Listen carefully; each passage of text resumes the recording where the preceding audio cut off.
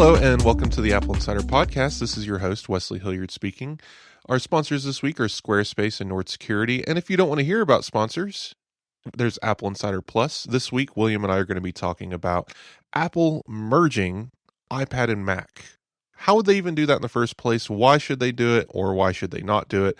We'll get into it there. Obviously, you probably know my opinion by now, but we'll dive in after the credits. So, William, how are you doing? Oh, well, actually, I'm at war with Deliveroo at the moment. Do you have Deliveroo in the States? It's like Uber Eats sort of thing. Is it known in the US?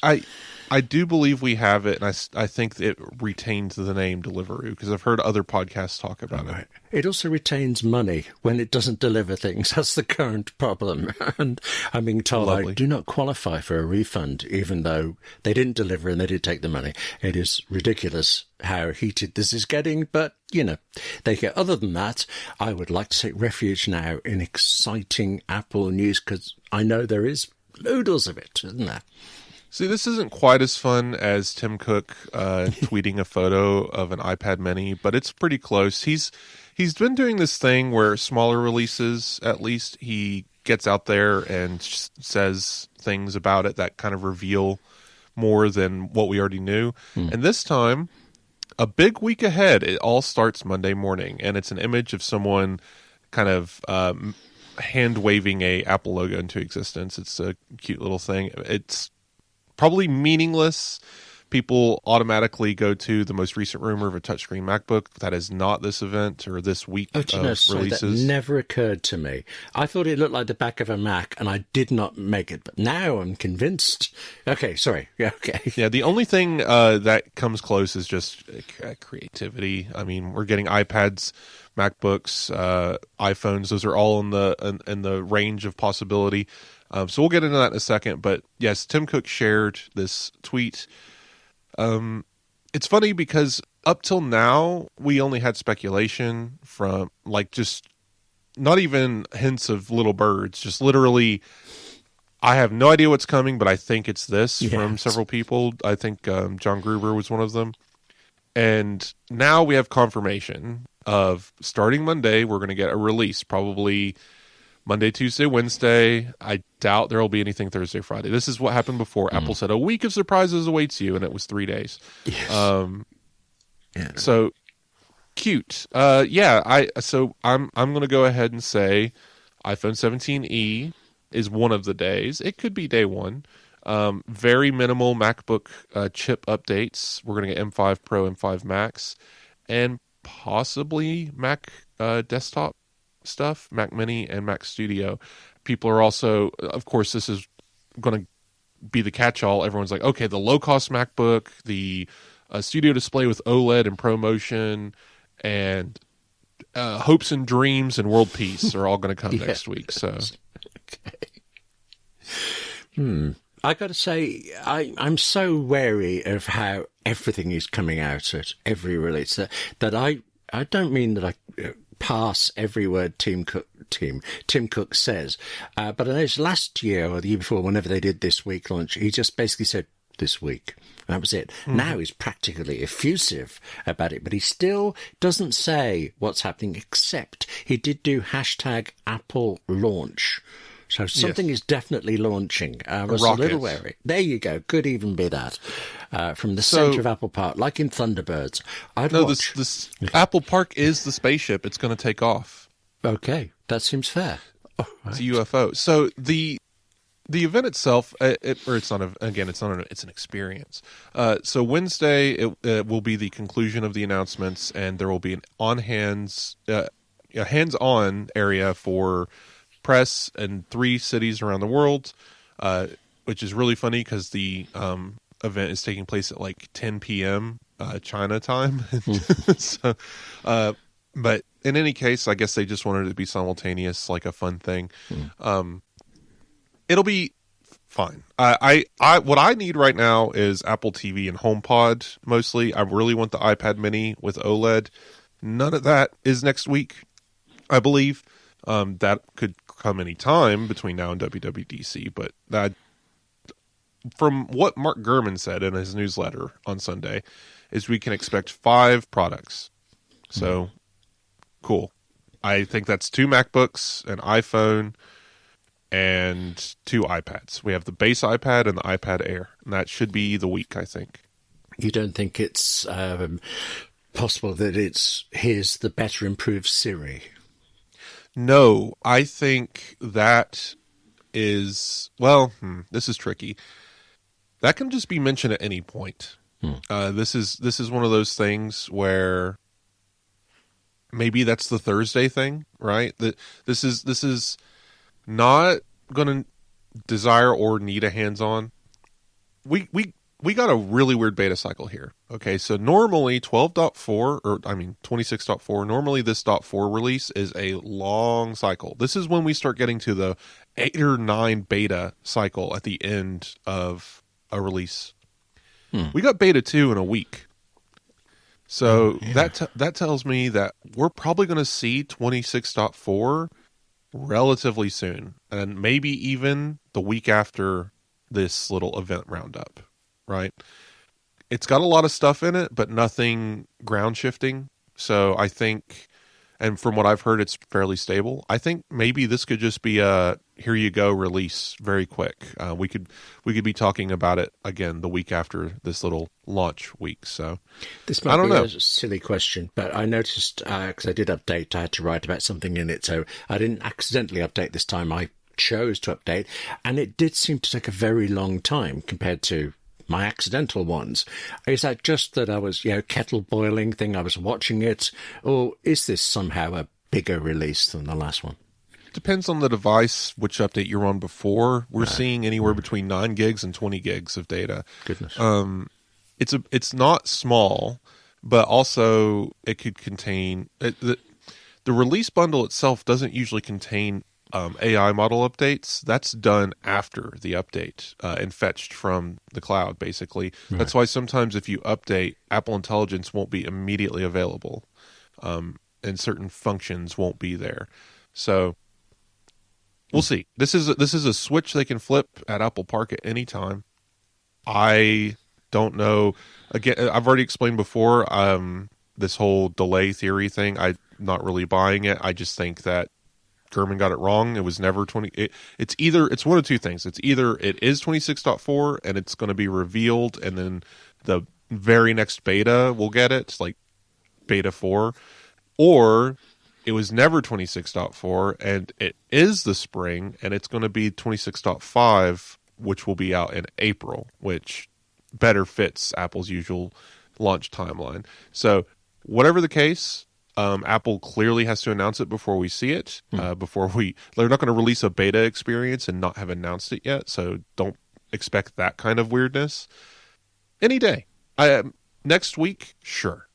Apple could throw it in there as a press release. They could have a little video, or they could get this release window out of the way, and then somewhere in the middle of March, end of March, have a big keynote video thing published to YouTube and say, here it is. Here's our fancy new thing that's coming in 26.5. So where are you on this? Are you disappointed? Are you excited? Do you think Apple's doomed? I'm kind of perennially disappointed. So we've talked before in the past about how you're somehow fine with Siri, but I have found it demonstrably worse on things it used to be good at, and right. I still cannot grasp how it could be made worse. Not better, yes, of course. Not do extra things, obviously, but what it already does, made worse, I think it's actually affecting me more than delays. I feel like, well, if you didn't notice you made it worse, how do I kind of trust you're going to make it better?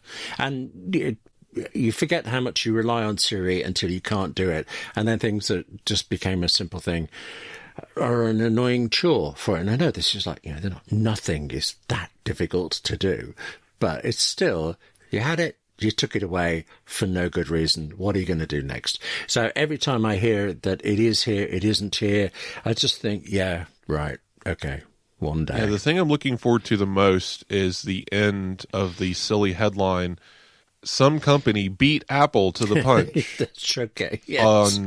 On device, whatever, personalized, whatever. And then inevitably does not work that way, and inevitably it's bad or wrong in some way, and nobody talks about it again after it was announced. But the announcement, that's the important one, is, oh, they announced it. And then they gave it to testers, and it was hot garbage. I mean, we saw this with Alexa Plus. We saw this with various other things. Or Google announcing a bunch of features that wasn't released, and then the only place it is available is on like a single pixel device that you can go buy, and it's running server side and not even on device. And people are like, look, they're beating Apple. And then Samsung, has this, new device. I guess it's the 26 Ultra or whatever. And they're like, look, Bixby or something. And I don't know. It's just, it's never what you think it is. This new system that's powered by Gemini on Samsung and I guess a Pixel phone, again, it lets you access a few things. It lets you order from Uber, I guess. But it's still being portrayed as this super big win. They're beating Apple to the punch. They got the thing out before Apple could announce it, but it's only on like 2 devices that are very expensive and niche in their own category. Yes, Samsung is a global leader in smartphone sales. The Ultra is not the one getting them there. It's this J whatever device that costs $200, right? And that's not the device that can do this. Okay. So I find all of these headlines very silly. Whereas Apple, when they do launch it, it's going to be on every single iPhone released in the last couple of years. Sure. And if you do that thing about ordering food, you'll go, not through Deliveroo, obviously, clearly. Something more intelligent there. Okay. So we've discussed all this before, and we can do a whole show. It's just the whole rumor cycle, it's eternal. It runs on outrage, and people tend to cling to the controversy more than they do factual analysis, and it gets really frustrating when, big picture wise, like, because I'll see stuff all the time. When's Apple going to finally get AI? It's like it already has AI. It may not be the version that you want, but it's clearly running Apple Intelligence on the iPhone. And this kind of misinformation for our job is hard to cure because it confuses people, and then you get all these silly headlines. So it'll be interesting to see how this launch finally rolls out. Is it going to be a disaster? Does Apple actually have something here that'll be useful to customers? I will be very happy when all of this AI nonsense dies out. But yeah, I have a question before we get into the thick of some of these devices being rumored. Mm-hmm. Samsung just released a phone. Do we care? Well, I did notice you weren't. I mean, I think you got it right, the name, but you weren't absolutely 100% certain. No, it's not. You weren't that fussed whether you were right or not. The detail was not grabbing your attention there. So I only know about it because I saw a headline that said Samsung's, whatever it was, gives us a preview of what Siri could be. And I didn't even read past that because what are the odds that it would? But it was interesting that it had to be framed in terms of Apple, even though here's Samsung, the biggest smartphone in the world. Yeah. We mention it every year. I realize that Samsung, because they do two phone drops a year, and every time they do, we kind of just shrug. Yes. I remember when Samsung announcing something was busy in the Apple sector. People were rushing out to hear about the camera specs and what new gimmick was there this year that Apple has to copy, in which those headlines still exist and they're stupid. I saw one. I don't know who it was, but shame on you. It was Apple needs to steal this Samsung feature today, and it's this privacy screen. Cool. It's clearly a gimmick. I'm very interested in seeing how it works. How does it affect display quality? Is it like nanotexture in some way? It obviously not for light as far as absorption, but does it affect content seen through the nanotexture, right? So curious to hear about all that. Obviously, the initial reactions are, whoa, this thing can't be seen from side angles, which it's really funny to me that that's a feature when we used to pride ourselves on angle of view in displays. I remember Samsung even, I think it was Samsung, saying you can literally lay the screen flat, put your eyes up to the edge of it, and see every pixel lit up properly. It was a full 180 degree plus viewable zone. And now it's a feature that you can only view it within this 5-degree angle when it's directly in front of your eyes, and it's like, great. Isn't that just it? That's not Samsung. That's the world. The world has become more paranoid. Maybe that's why. What are you doing on your phones that you can't let someone see your tweets in public? You know? Whatever it is, I don't feel I can tell you. So it's just.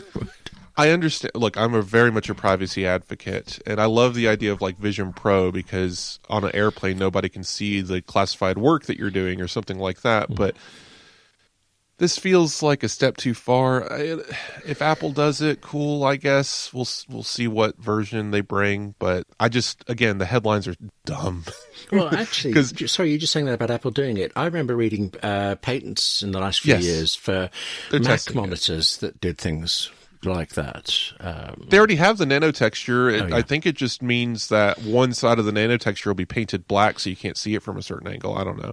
But sure, it's just the same as every other Samsung feature. I remember automatic pausing videos when you look away from the display being a thing. Everyone was like, Apple needs this so bad. And it was kind of a disaster, actually, if you put it to use because you could never look away from your phone without it pausing whatever you're doing.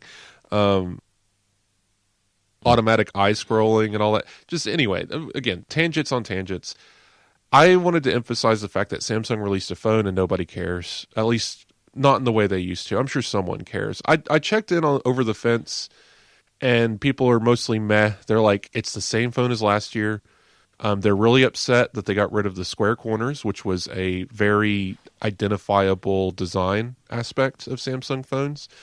Now, from the head-on profile, it's even harder to distinguish from an iPhone, except if you know iPhone has a much wider curve radius. This is a much smaller curve radius.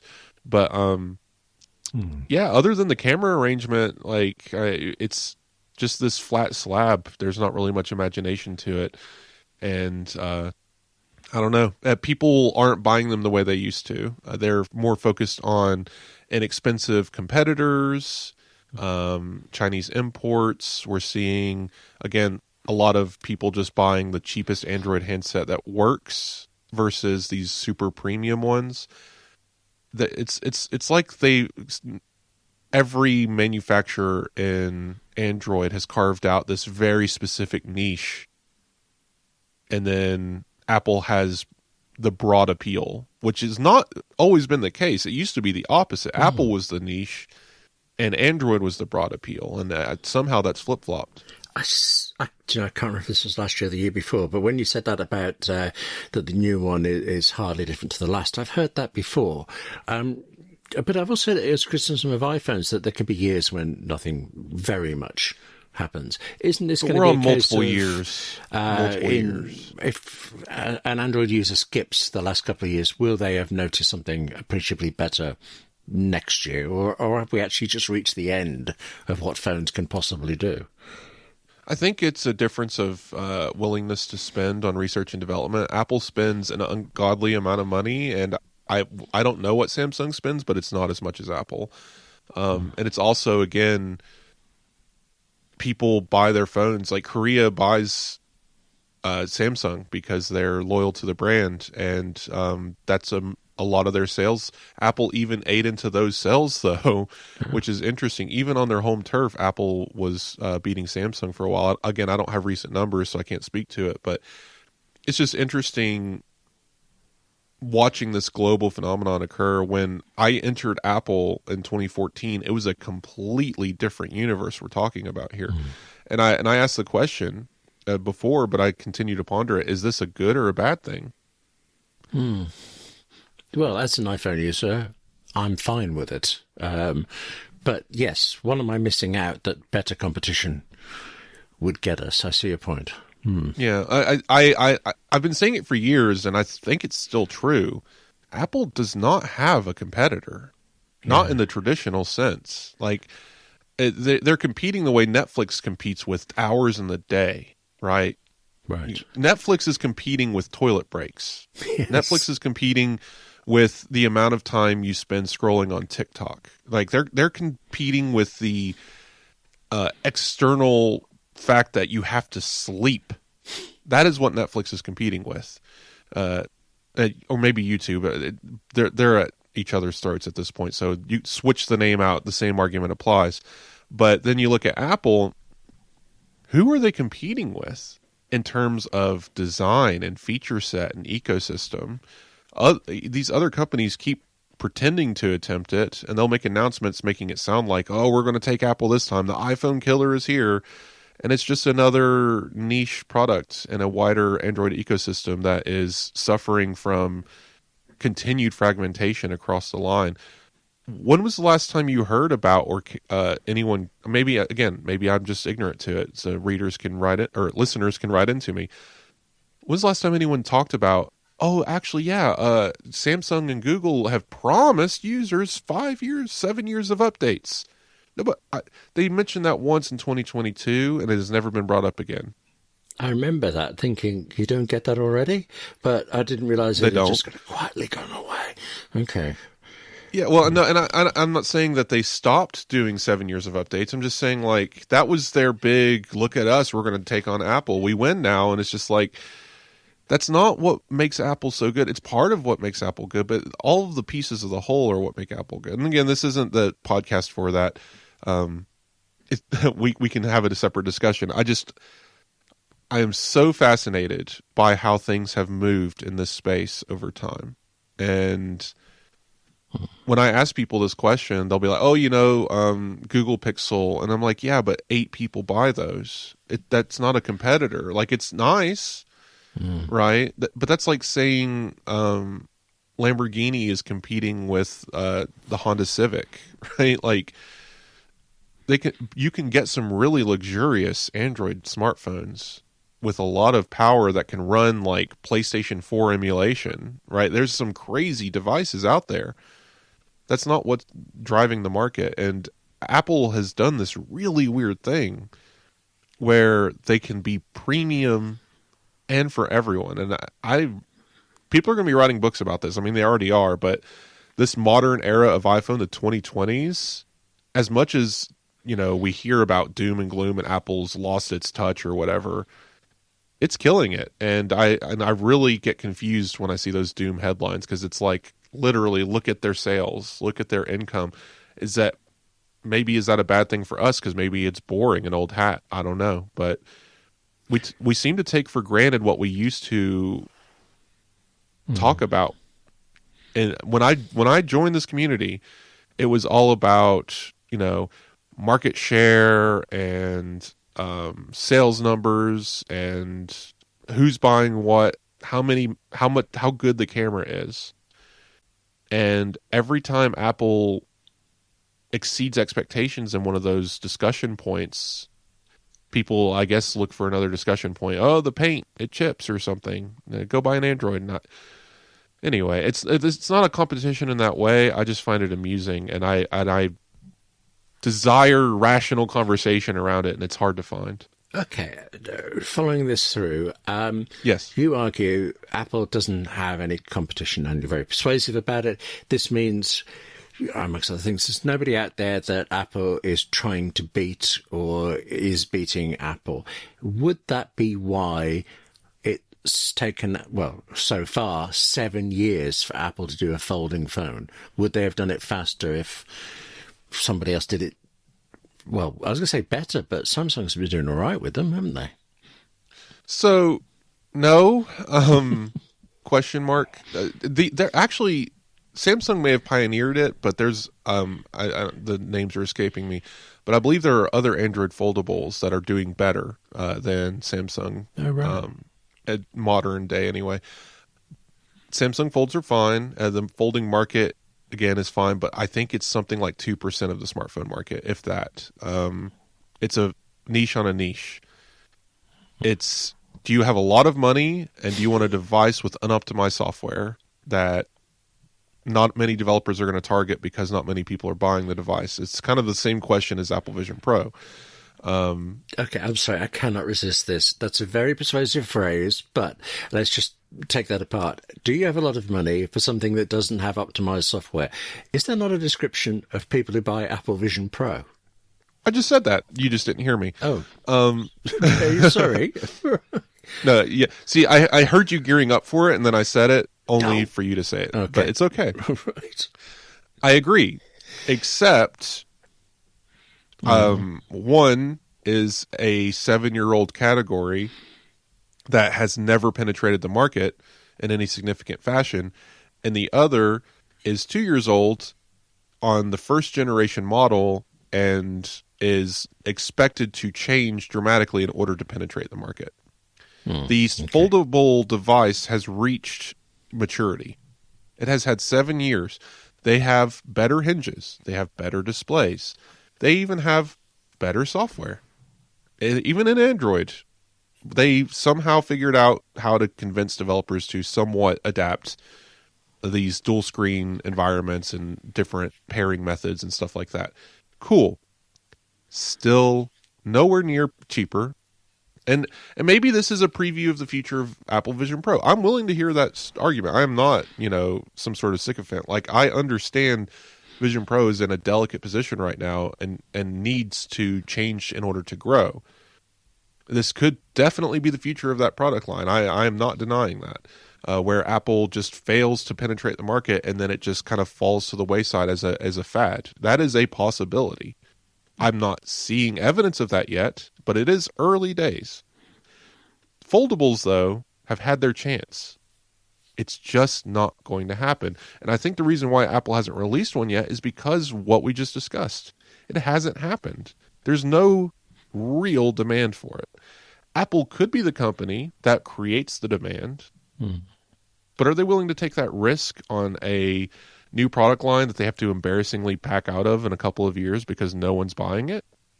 Or do they just keep experimenting internally until they perfect it and decide to release it, or use the learnings that they got from testing all these devices on something better later?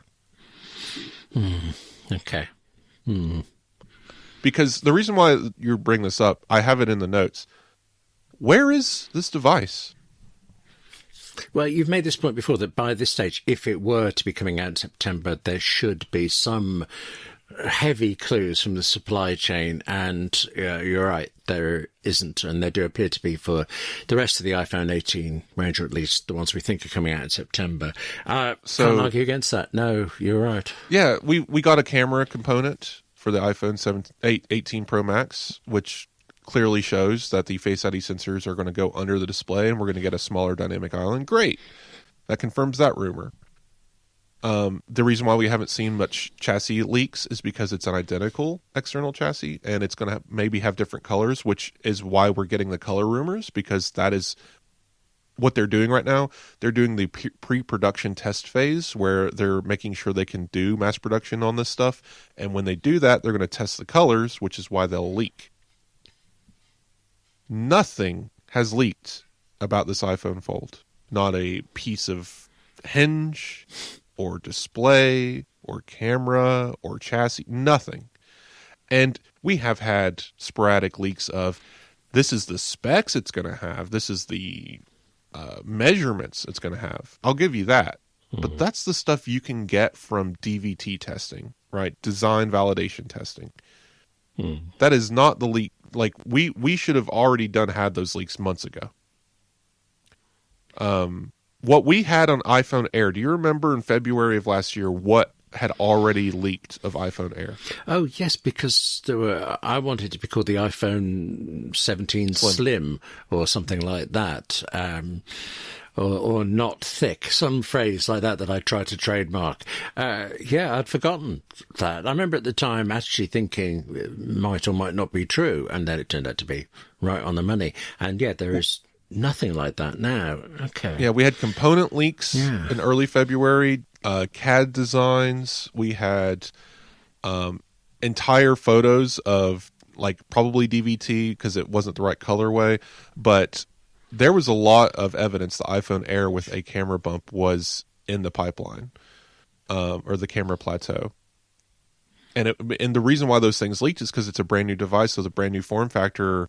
It's easier to spot. The people working on these lines will see, because you won't always know what you're working on. But if you get a device in your hand with an Apple logo, or that your supply line is working for Apple, and you see something you've never seen before, oh, that's the new one. Yeah. And if you're a leaker, you're going to leak it and probably get a couple bucks for it or something. I don't know what they do over there, but it seems to be something happening to cause that. We even had dummy models by the 1st of March, right? So we're in that window, and I will see the fact I could be totally wrong, and Apple has just done a really good job keeping this thing secret, and it launches in the fall. Fine. I'm not going to be upset if this thing releases. I'm just reporting on what information we have and saying, look, we should already know more than we know. We should already have more than we have. What's going on here? Is it going to come out in October? Even then, we should have seen it. The only thing that we have seen is what we just got a rumor about. We just got a rumor about the production testing for iPhone 18, which is not going to come out till next spring. We got that rumor for the iPhone Fold somewhere around June of last year, which was actually a little early compared to where it should have been. Mm-hmm. So Apple maybe was testing earlier to make sure they got it right. But since then, we should have gotten much more and have got nothing. All right. Let's come September, October time, and there isn't an iPhone Fold. Well, you would have been right, and that's very good. But because there's so much as presumption that it's coming, will it actually be a PR failure for Apple that they don't? It will be written that way. I have no doubt that this is going to be another Apple Car situation where everyone, the rumor mill has shown everyone that Apple is working on these devices and that they're coming, and for Apple to back out at the last minute and say never mind. They're not going to see it as pragmatic. They're going to see it as a failure, and they're going to paint it as such. Just like with Apple Intelligence, if Apple had released a broken version of those features, the PR would have been 1,000 times worse. Apple can't do broken, bad experiences, and when they do, and we have seen it, they're not infallible. It's terrible for them. People still talk about butterfly keyboards. That's true. Yes. And only nerds really, because even the people involved barely knew that was a thing at the time, but it was a zeitgeist in the space. But yes, I think it will be a PR annoyance that we can overcome, but it's just, again, I'm waiting for it. The Mark Gurman newsletter, Apple fails to perfect iPhone Fold, gives up in silence, fires everyone, and is sad. Whatever. The usual catchy headline, yes. Okay.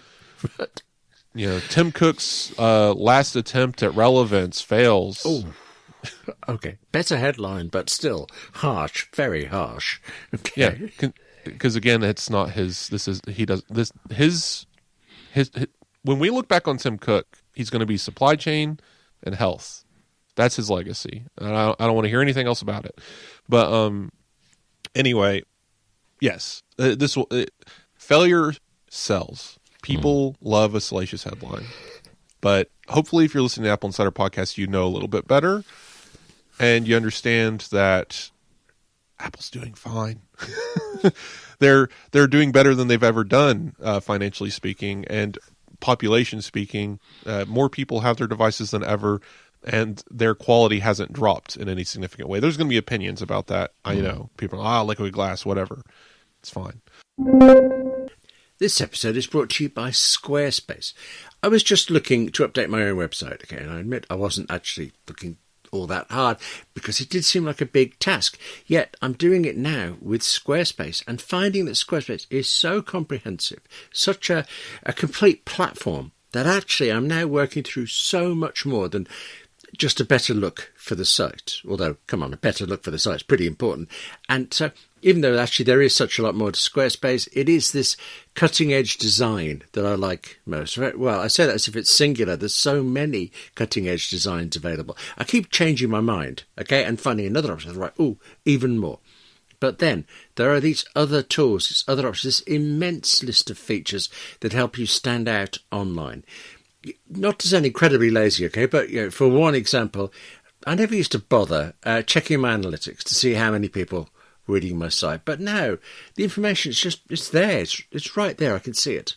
And then I said I've been looking beyond a new paint job for the site, but I'm specifically looking at reviving my old email newsletter by doing it through Squarespace's tools.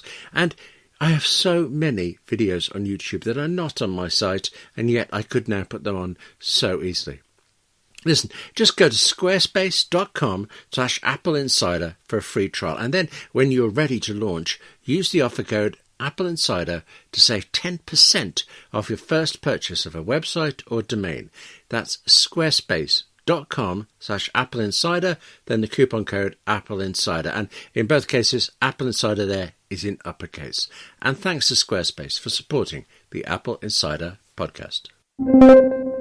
I want to get to a couple of other rumors real quick before we get into the end of the show, because we're only like a half hour in, so we're doing well today. The base MacBook. Tell me about this device. It might come in many different colours. I shouldn't focus on that as anything, because the king about it is that this is the one that will run on... I nearly had it. I know it's an iPhone processor. I can't remember if it's the A19 or the A18. But A19 Pro. Thank you. This means, for whatever reason, because they make more of them, had a few spare, it's a lot cheaper than an M series processor. So therefore the MacBook ought to be cheaper, although in the last few days we've heard of other component costs perhaps rising. So, well, I mean, anything with Apple will never do budget conscious. Apple will certainly never do cheap. So whatever it is, it will come out and it will be more expensive than we expect, but it'll still probably be less than a MacBook Air. Although actually, there's a piece I'm really pleased about in AppleInsider Plus, comparing a little bit of what we expect to come now, but also how Apple has approached us in the past with the MacBooks rather than MacBook Air and MacBook Pro. And I hadn't appreciated that at one point the MacBook was more expensive than the MacBook Air. And although it had certain advantages, it had certain disadvantages. So I'd have thought they'd have killed off the Air, but no, they killed off the MacBook then. This time, I believe it was $11.99 versus $9.99. Yeah. Oh, and there's this gorgeous moment. The very first MacBook, I had not appreciated this, came out in white and black, and you wanted the black. I remember wanting the black. Plastic. But it cost $400 more, almost entirely just was it the for black the colour. tax? Yes. There was a slightly bigger hard drive in it, but that was it. I was looking through all the specifications. AppleInsider published all of the specs for both of these models into like magnifying glass to find the difference that would account for $400, and colour and a fractionally bigger hard drive was it. So anyway, that was slightly off. I owned the MacBook Adorable, as really? ATP calls it. I do like that word. Yeah. Yeah, it was bad. But I loved it. I was in love with the thing. It just, could barely turn on and run Safari, but it was, I would love, we're never going to get this. I would love that form factor with an M series or even A19 Pro, but what we're going to get is a 13-inch laptop with an A series processor. It's going to look like a 14-inch MacBook, but slightly smaller, slightly lesser display. It's going to run Mac OS, and it's going to be fine. Couple of colors would be cool. Yeah. We keep hearing about colorful Macs. John Prosser's been wrong about this consistently for years. I don't know. We'll see. Who had the colors this time? That was a Weibo source, I believe. So we'll see. I am not in the market for a Mac. I had my Mac Mini unplugged for like a week and didn't realize it. So like I love me when you say that, but yeah. Okay. I love the Mac. I will always need one around just for work reasons, not because I need it to do work, but because I need screenshots, I need references. simply for that purpose. But and I usually access it through my Apple Vision Pro because I have it connected to a 5-inch monitor to keep my Slack green dot on, I guess. But anyway, Macs are fun. I would be interested, I guess, in whatever this little MacBook is because they're just cute little guys. It'd be fun to go photograph it out in public somewhere, and I wouldn't use it for work, but it's cool. Let's see what happens. I don't know. I for the people I would think this device is okay for, I would tell to go get an iPad Air and a keyboard. So we'll see where this ends up in the line. College, obviously, education markets could definitely take advantage, but there's another MacBook due in 2026. This episode is brought to you by Nordstella. Nordstella is a threat exposure management platform for businesses of any size. It provides the 4 core solutions all firms need to protect themselves against cyber threats. So Nordstella will detect leaked credentials and sensitive data. It will track any keyword so you can easily have it monitor the dark web to spot targeted attacks or impersonation attempts, whether they're against your company, your executives, or your partner firms. Nordstella brings you attack surface management. It finds external vulnerabilities before attackers can exploit them, and it detects cyber squatting where bad actors are again impersonating your brand. Plus, we do rather live in a social world. Optionally, Nordstella can also be set to spot these impersonations across social media, across app stores, just across the web, and have them taken down for you. Made by the team behind NordVPN, Nordstella is about proactive protection. Do not wait until your company's data is already for sale on the dark web. Protect your business today with Nordstella. Nordstella has flexible plans that scale with your business size, and right now you can unlock a 10% discount at nordstella.com/AppleInsider. Get this exclusive offer. Unlock your 10% discount on Nordstella with the coupon code NordAppleInsider-10-Nordstella. Just go to nordstella.com/AppleInsider and tell Nordstella where he came from. And thanks to Nordstella for supporting the Apple Insider Podcast. And it's not the M5 Max, M5 Pro, MacBook Pro. Are you? What is it then? I'm running through the list. This is, this is weird. But we've had this rumor for a while, and I kind of forgot about it until it was repeated recently. The M6 series MacBook Pros are expected to be fully redesigned with OLED and a touch-sensitive display. Oh, right. That again. Okay. And that's going to land winter. So that means like December, January. Short-cycled again. When was the last short cycle? That was M3, M4? I think so. I remember one of those M3 times was the when spring. You winced that somebody would have just got it delivered by the time it was changed. Yes. So, okay, this seems longer than that. And then M4 was the entire chipset line launched in the fall of M4. Yeah, that was a short cycle for sure. And I think we're going to see it again. It's not great for people who, like you said, just bought the M5 in the spring. Honestly, just don't release the M5 Pro Max, but whatever. Apple needs to make their money, and someone needs a new laptop, I'm sure. So even if it's only 6 months of sales, it's 6 months of sales. So we'll see. Also, that those chips obviously would go on other computers. I just mean don't bother with the MacBook Pro version. Wait 6 more. I get it from a supply chain standpoint. I get it from a sales standpoint, price ladder, all of that. It's still unfortunate.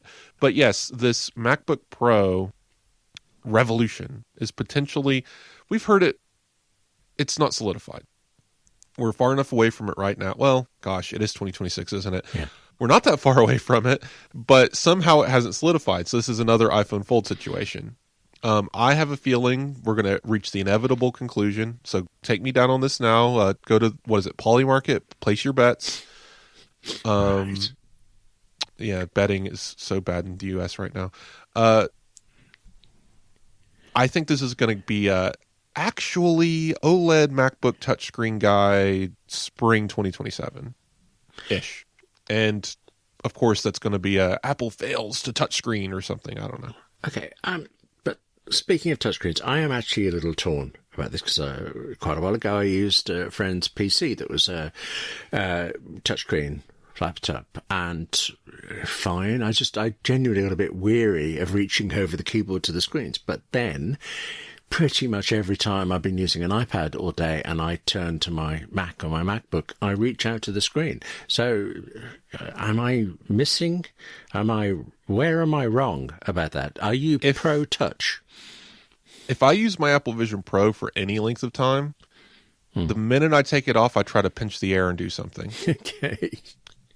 So this is just a natural phenomenon you get used to. I mean, this is video games. This is a decades-long problem of if you play a video game on Nintendo, the select button is on the right side. Right. And if you play a video game on PlayStation, the select button is the bottom button. But if you hit the right side button, it's the cancel button. And so if you switch between these consoles regularly, you can find yourself accidentally pressing the wrong thing.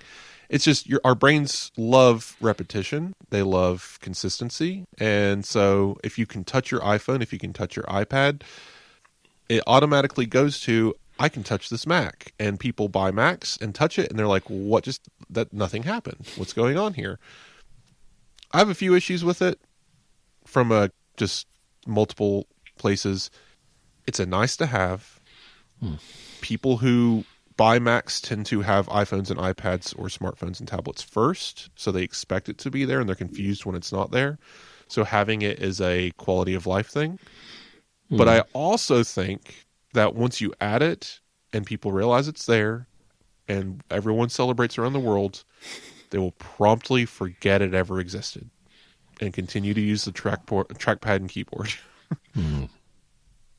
I was thinking, I can't imagine using my fingers on Pixelmator Pro, but actually I do on the iPad. So, yeah, Apple Pencil for a Macintosh. No, I don't think that's going to happen. There's the potential for Mac Studio display getting Apple Pencil support and this like drawing tables thing that, Windows did for about 8 minutes and then gave up on, and everyone's like, Apple should do this. Yes. So, yeah, I'm sorry. I'm really on it today because the headlines have just been maddening lately. Anyway, the thing is fine. Only if you're not sacrificing that display. It's a high quality. It's thin. The lid it's impossibly thin. But is Apple about to compromise that lid thickness for touch? That's the question. If it's a micron thicker, you're going to know. Right. One of the things I think it must have been Steve Jobs was so proud of is that you could lay your MacBook on a table, hook your finger into the lid, and lift it one-handed because of how thin and light those lids were. Are you going to now need two hands to open your MacBook? But I'm trying to work out how thicker, say, an iPad Pro is compared to the lid. It must be thicker, but it doesn't feel it. Much thicker. Like it's the infinitesimal space of the lid versus the thickness of the iPad is like you start getting to an asymptotical like curve. I'm exaggerating. It is a very thin lid, and the iPad Pro is definitely much thicker by comparison, even as thin as the iPad Pro is. When I had a 14-inch MacBook Pro, I photographed it with my iPad Pro and a Magic Keyboard. It's incredible, the difference, because all of the weight of the iPad is in the top and all the weight of the MacBook is in the bottom. Right. And the thickness of the iPad has nothing to do with touch, right? The touch displays are incredibly thin these days. I really have no doubt you should be able to fit one in that lid. But everything else, and now we're also getting a cutout with dynamic island in MacBook as well. I say I have a 14-inch M1 MacBook Pro, which I think was one of the first to have the notch, and I found it infuriating that people would say Apple has cut into our screen with a notch when actually what they'd done is they'd raised either side of it. You were getting glass more. half full, So glass half empty. Yeah, I was fine with it. I like it, but Yeah, more display, smaller area. So what wasn't rumored, notably, even as we talk about Dynamic Island. Now, to be clear, you can get live activities in macOS currently, but they go to the menu bar. There's no cutout for the Dynamic Island to rest on. So this new Mac would have a Dynamic Island for the live activities to go to. That's the difference, in case you're confused. okay. But the thing that was not rumored, interestingly, Face ID. Oh, good. I didn't even notice that wasn't rumored. I think I'd prefer Face ID than Touch. We still do not have any Mac, not a one, with Face ID. What about the Studio Display? Does that have a Face ID? Nope. Oh, grief. That would be interesting, but nope. It would need a secure enclave if it had Face ID. Yeah, I was just thinking that through. But we are rumoured a new display any day soon. If that thing got Face ID, it would be useless because already my iPad is at eye height. I barely I don't even have to turn my head. I turn my eyes to the iPad and it authenticates, and then I look back at the display. That's how good Face ID is on iPad these days. Wow. You can just look shifty and it still knows it's you. Okay. Yeah. As long as, because you have to look at it. That's, has attention detection is the word. Anyway, so this is an interesting product choice. This is what Apple Insider Plus is going to be about. I've seen some interesting comments from, I think it was Matt Birchler who wrote a blog post of how Apple's most definitely, he was very assertive, going to kill iPadOS. It was for shock, I'm sure. I disagree, but we'll get into it in the after show, of course, where we're going to talk about if Apple was to merge Mac and iPad, how would that even work, and does it need to happen? That's going to be our topic today. This is an interesting product. We're going to get to it more. There's time. I mean, again, winter at the earliest. I still think we're going to get the inevitable spring pushback, something or other. We also have a lot of weird industry problems right now. Chips and batteries and even display. It's just really hard to get anything right now. And tariffs are back on, if you didn't hear. So things are really weird. So we'll see how these launches all go this year. I mean, let's just get through next week. Which, funny enough, the next episode we'll have all about. So that's fun. We'll have a whole week of launches and something to talk about. Unless Apple actually works a full week for once and is still going into the Friday and thinks we might have to do an extra special addendum and also the car or something. So, so I have a couple little things here that can kind of be rounded up into one little segment here at the end. But I wrote, I could have swore I might have mentioned it last week, but I wrote a story that was released Friday about Apple and privacy. Yeah. Because this was brought on by, we talked about it, Ring's plan to turn your doorbells into a surveillance network. It starts with dogs, but that's not the plan. Their plan was people. That was leaked internally. Facebook wants to make a smartwatch, which is just a privacy nightmare waiting to happen, in addition to their glasses, which a developer is working. This is new news. A developer has made an app that is available via GitHub and Android, coming to iPhone eventually, that will alert you if it thinks smart glasses are nearby and in use. It looks for specific signals. Bluetooth or something. Yeah, it's got a specific channel being used, I suppose, somewhere.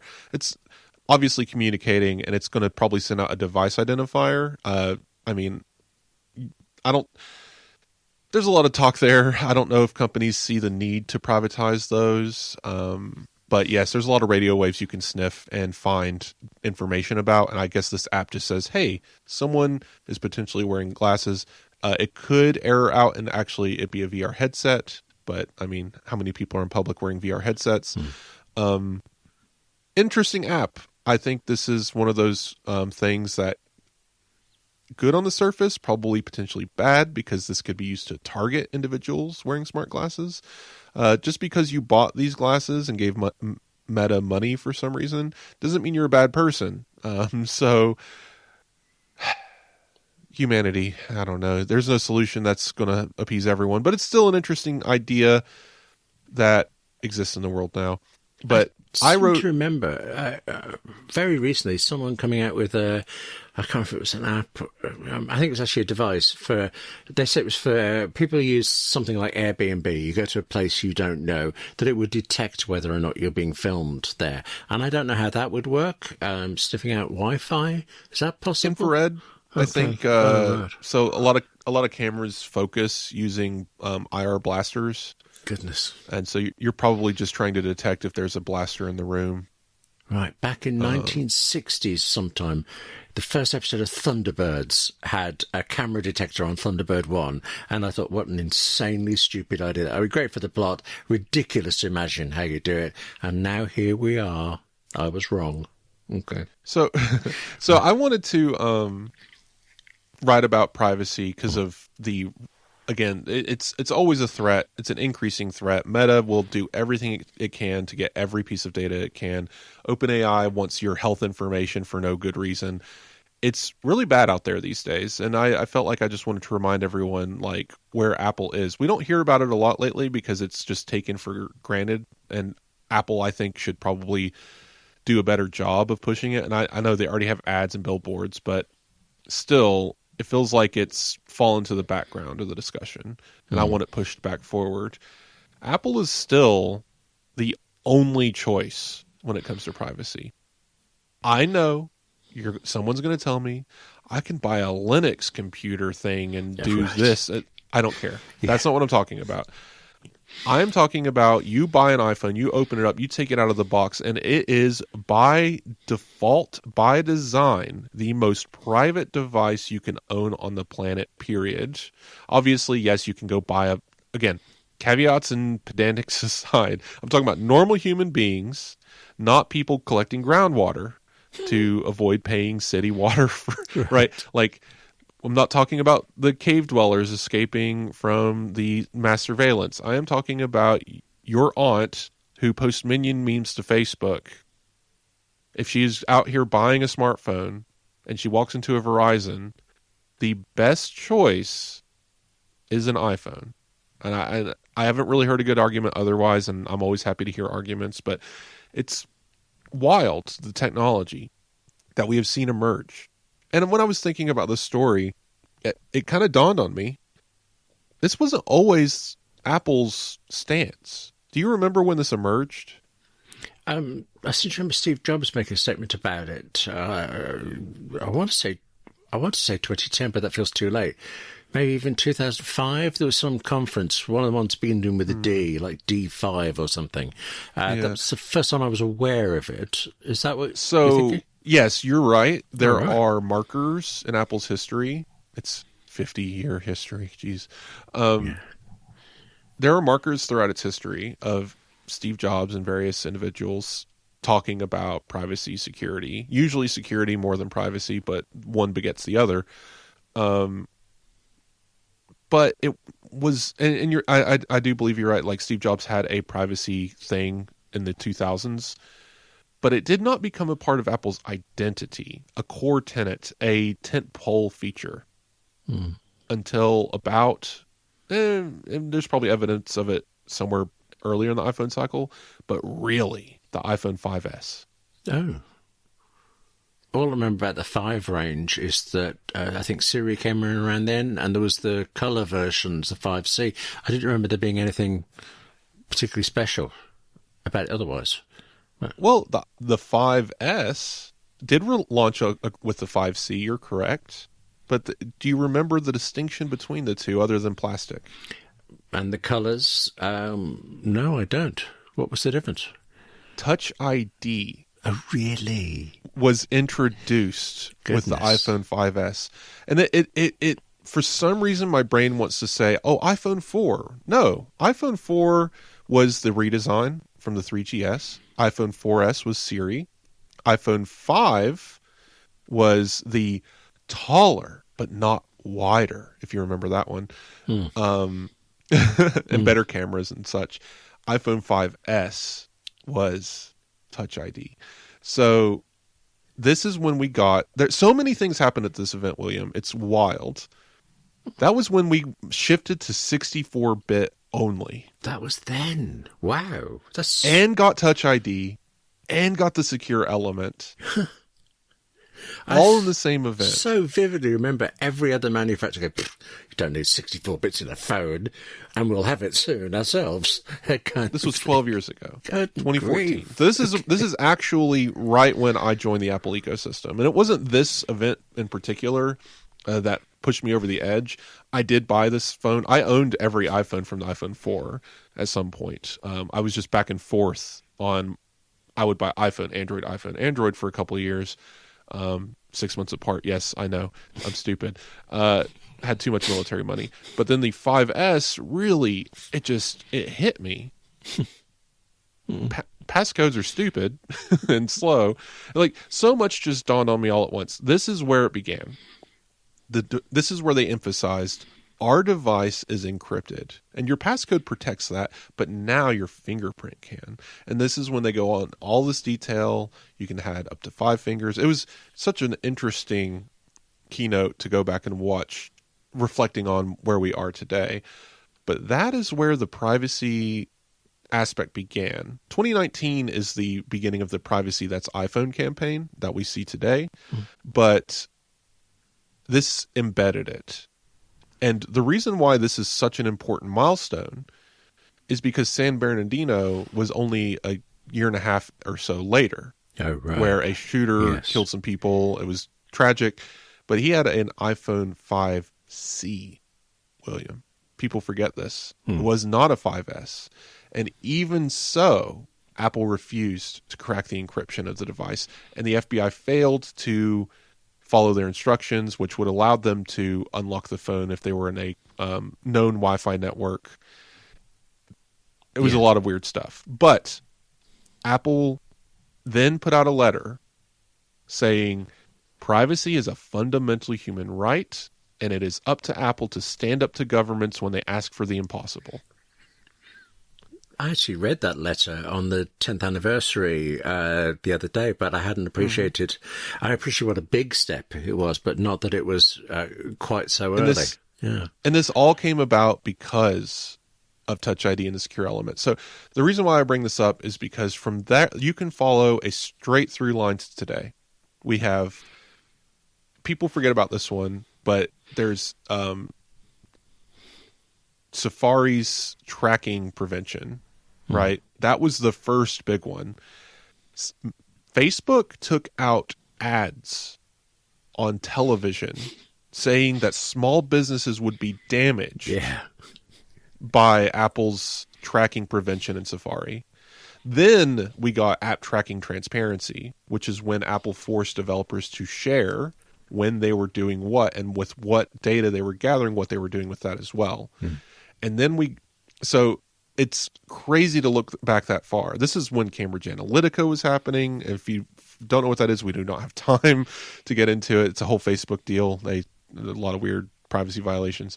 But yes, like, privacy was on people's minds. So Apple sold the iPhone as a privacy device. And now today we are talking about headlines where a journalist was saved from persecution because they had lockdown mode turned on their device, on their iPhone. Right. And the fact that that same technology is available to the journalist on the ground in a war zone, or your aunt attending a protest, like, that is powerful. And that's what I wanted to write about. So it's just really interesting thinking about how in this day with so much going on in the world, there's only one real answer. I know you can get an Android phone and you can break it down and install these things and encrypt it and make it be better, but that is not the experience out of the box. And it's just interesting to me that no one else has bothered with this. Google and Samsung and others have, there's a word I'm looking for, but they've spoken about privacy, but they've never really acted on it in any real significant fashion. Lip service, that's the word I was looking for.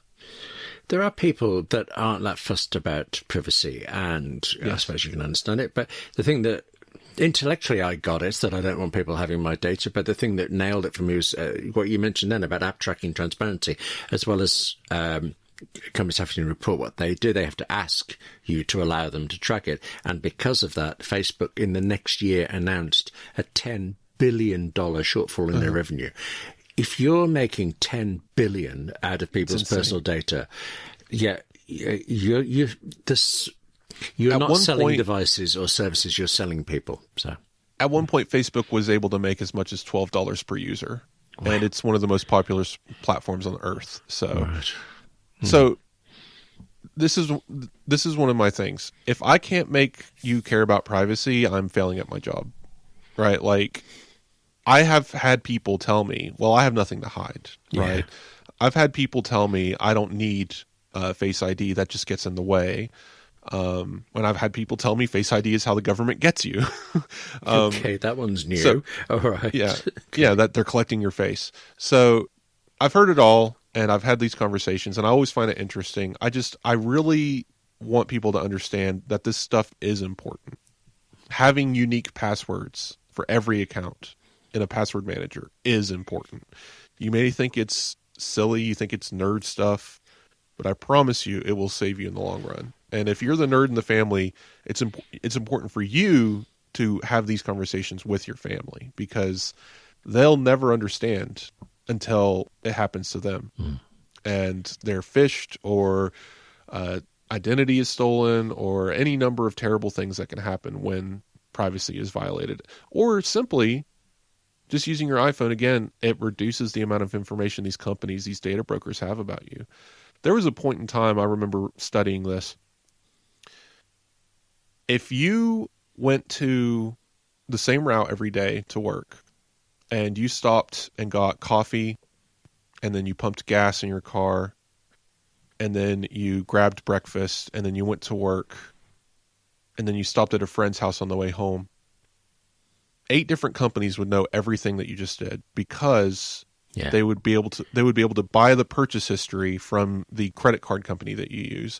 Walgreens has an identifier attached to that credit card number, knowing every time that you return to that store, and you may even have an account at Walgreens, which can connect to your Apple Health data and know what blood pressure you have, and use that information to advertise on Amazon blood pressure pills.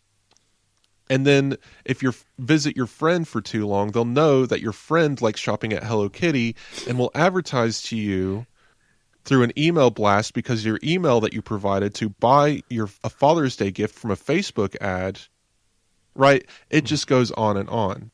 It's disgusting and it's invasive, and Apple has done a lot of work to make sure none of that technology is functional to the hatred of these other companies. But I encourage everyone to understand that this is not just simply, ooh, I'm getting an ad. It's so much worse than that. So actually, you're boiling down what you're saying. Apple has put so much effort into privacy that this is why we don't have a folding iPhone yet. I hear you. Yeah. Well, to conclude, because I wanted to mention this, because I know we're on that hour mark. So there has been some concerns about Apple violating this trust of privacy. They haven't yet. There's no signs that there will. But people think that this is a sign. I don't think so.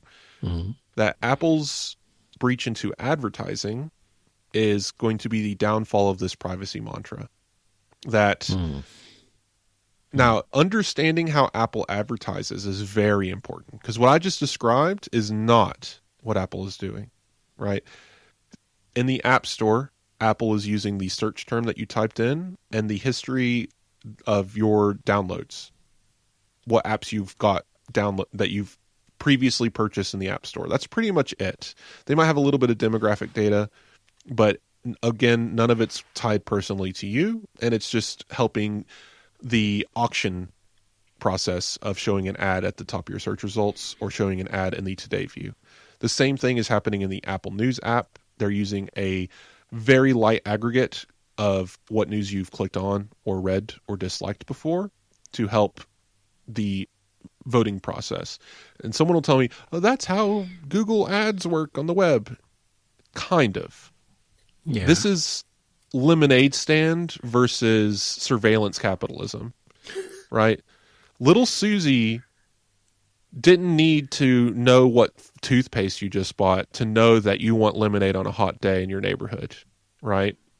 Okay. That's the level of data Apple has on you, right? They just happen to set up a stand in a neighborhood full of people on a hot day where they know lemonade will sell. That is, it's no different. It's no better than really a billboard. And I've talked about how I feel about billboards before. I think billboards are fine. Versus Google having a drone follow you around and taking photos of what you do all day in order to know exactly which flavored toothpaste they should be selling next or whatever, right? It's very, very different. If you look at it at the lightest of terms, you can say, oh, they're the same. It's just not. It's not. And I don't think Apple's violating anyone's privacy doing this. I wrote a story at one point, if you remember, the F1 ticket pop-up won't hurt you, but it might save you $10. Oh, yes, I remember that. I should get around to watching F1. I really should, but okay. Yes. So this is the conclusion. Apple is doing F1 this year.